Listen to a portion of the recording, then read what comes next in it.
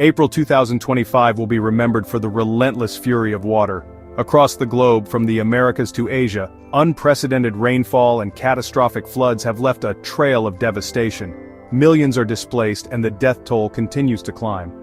The world watches in horror as familiar landscapes transform into raging torrents. While the immediate focus remains on rescue and relief, questions linger about the underlying causes of this global crisis. One thing is clear: the delicate balance of our planet is askew.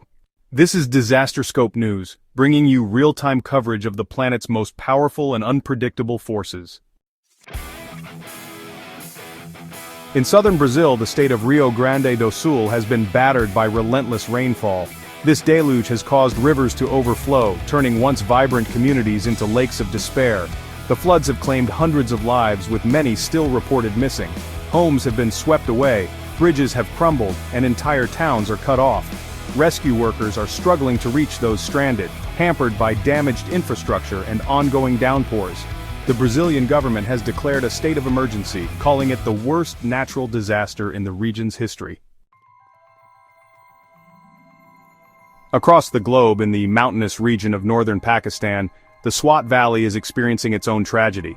Flash floods, triggered by heavy rainfall and melting glaciers, have ripped through the valley, leaving behind a scene of utter destruction. Villages have been washed away, crops destroyed, and livelihoods shattered. The scale of the disaster is immense, and the Pakistani government has issued urgent appeals for international aid. The floods have also raised concerns about the vulnerability of communities living in mountainous regions to the impacts of climate change. A city adrift, Jakarta battles rising tides. Jakarta, Indonesia, a megacity already grappling with the threat of rising sea levels, is facing yet another crisis.